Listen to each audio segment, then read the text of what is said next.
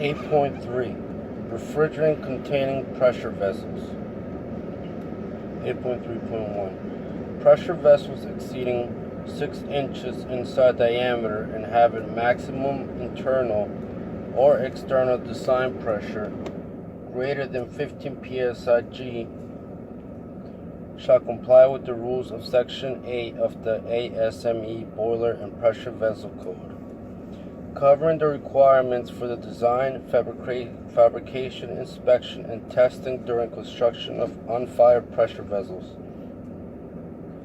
Pressure vessels not exceeding 6 inches inside diameter, except those having a maximum internal or external design pressure of 15 psi or less, shall be listed either individually or as part of the refrigeration equipment by an approved nationally recognized testing laboratory, or shall meet the design, fabrication, and testing requirements of Section 8 of the ASME Boiler and Pressure Vessel Code.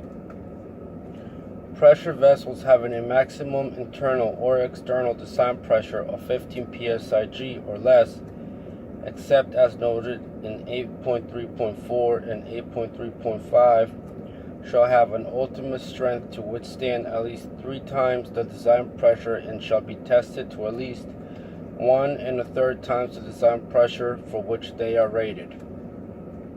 It's 8.3.4.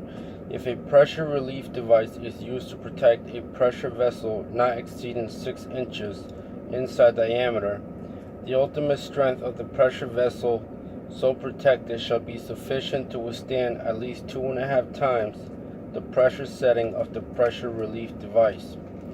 If a fusible plug is used to protect a pressure vessel not exceeding 6 inches inside diameter, the ultimate strength of the pressure vessel so protected shall be sufficient to withstand at least 2.5 times the refrigerant saturation pressure corresponding to the stamped temperature on the fusible plug, or at least 2.5 times the critical pressure of the refrigerant used, whichever is smaller. 8.4 Refrigerant piping, valves, fittings, and related parts. Refrigerating piping, valves, fittings, and related parts having a maximum internal or external design pressure greater than 15 psi shall be used either individually or as part of a refrigeration equipment by an approved nationally recognized laboratory, or shall comply with the ANSI code for refrigeration piping B31.5 where applicable. In either case, the following additional requirements apply.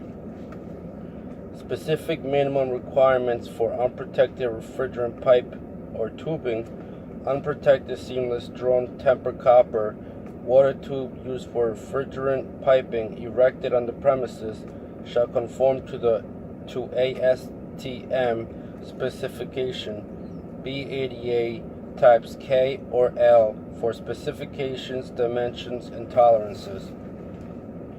Unprotected soft annealed copper tubing used for refrigerant piping erected on the premises shall conform to and shall be limited to the sizes and wall thickness and tolerances in ASTM specifications B280. Metal enclosures or pipe ducts for soft copper tubing, rigid or flexible metal enclosures shall be provided for soft annealed copper tubing used for refrigerant piping erected on the premises and containing group 2 or 3 refrigerants, except that no enclosure shall be required for connections between a condensing unit and the nearest protected riser, provided such connections do not exceed 6 feet in length.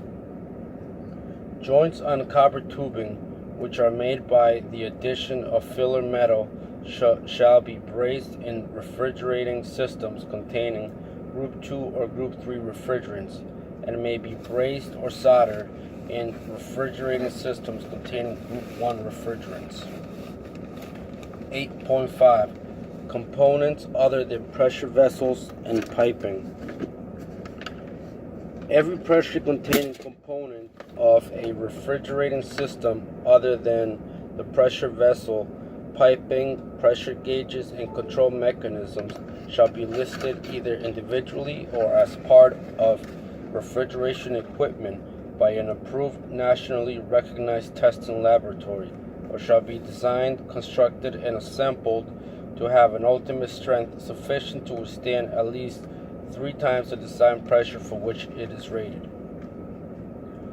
Liquid level gauge glasses, except those of the bull's-eye or reflex type, shall have automatic close and shut-off valves, and such glasses shall be protected against damage.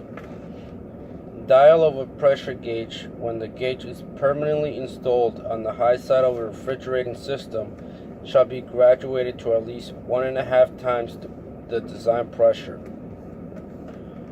Liquid receivers, or parts of a system designed to receive the refrigerant charge during pump down, shall have sufficient capacity to receive the charge without the liquid occupying more than 90% of the volume when the temperature of the refrigerant is 90 degrees.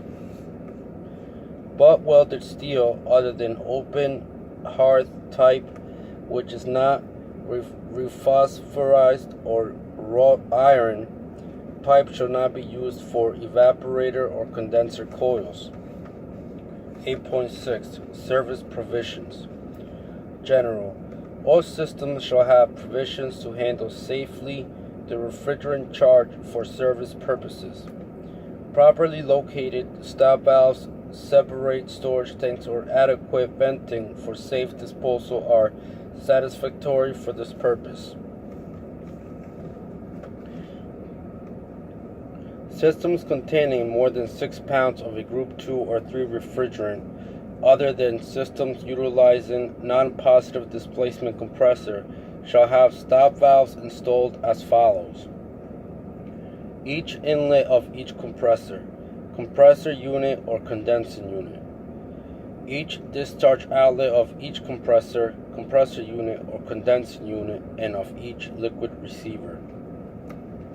Systems containing 100 pounds or more of refrigerant.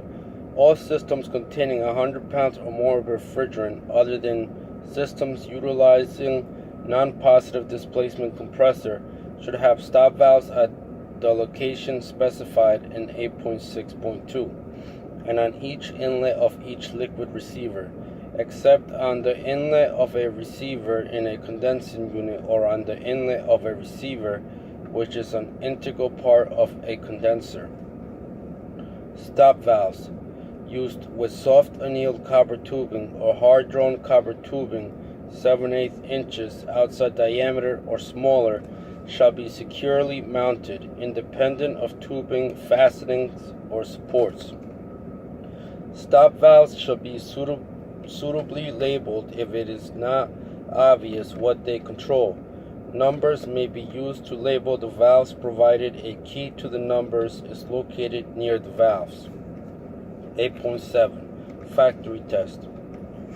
Every refrigerant containing part of every system shall be tested and proved tight by manufacturer at not less than the design pressure for which it is rated, except as noted in 8.7.2, 8.7.3, and 8.7.3.1,